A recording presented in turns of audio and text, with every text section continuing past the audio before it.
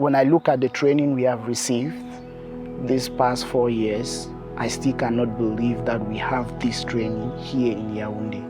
I have seen how God can just bring a person from pursuing the prosperity gospel to deeply treasuring scripture. Yeah, that's me now. And I think if that vision can catch on, we can have little pockets of theological training all over Yaoundé and beyond.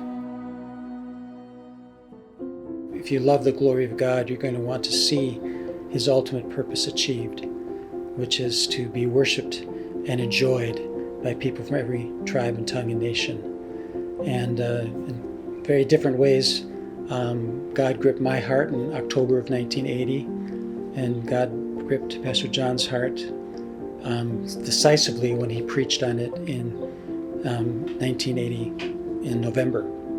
The Lord just dropped a match on this kindling that had been fueled by this new, clear vision. John Piper came for a missions conference in Cameroon, and I was at that conference. And just hearing him speak about this big God and His global purpose, God used that to stir my heart to live for His glory and to seek the advancement of His gospel among the nations. After I heard John Piper preach, I wrote a letter to Desiring God, a handwritten letter asking for more John Piper resources. And Bethlehem had a connection already with a seminary in my town through Tom Steller. We had this student come from Cameroon who wanted to study here, and we made it possible for him to come and study in TBI.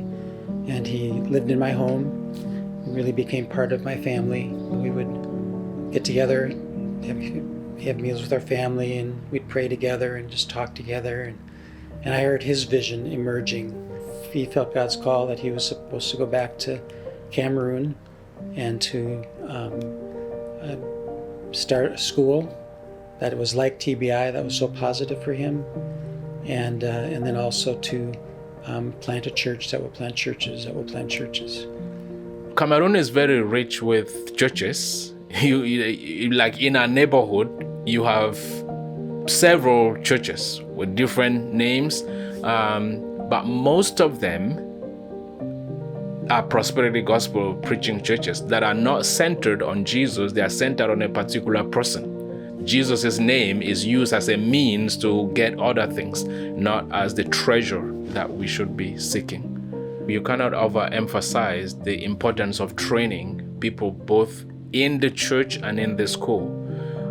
Because if the churches in Cameroon will have sound theology, there will have to be men who would give them that sound theology. And that is why our school is there, to equip men to rightly divide the word of truth.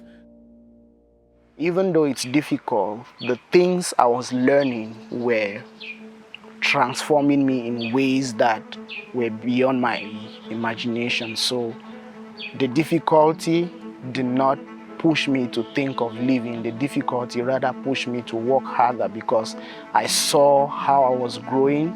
I saw how my eyes were open to scripture, and what I knew became like a drop of water in an ocean, and I was eager to explore more. God has shown that Cameroonian students have the ability to endure that kind of rigor because they want to spread the gospel. These men, there are some of them who are pastoring while studying, and they give themselves to study the languages just as much as any student here would. One, it will stretch your mind, and two, it will grow your heart. And for those two reasons, it is worth it. When it is hard, they press on. And I've watched these students, these men, just press on in the midst of academic challenges and other challenges, pressing on because they love what they are learning and they are eager to see the churches embrace that. So my burden is that we'll have people establishing schools in India or in Myanmar or in China, have the same meticulous attention to the text of Scripture. That's not American, it's not Western. It's just this book that God has given us. Yeah, I get very excited thinking, what might it be like 10 years from today? We will have a network of healthy churches all over. Yeah, oh my.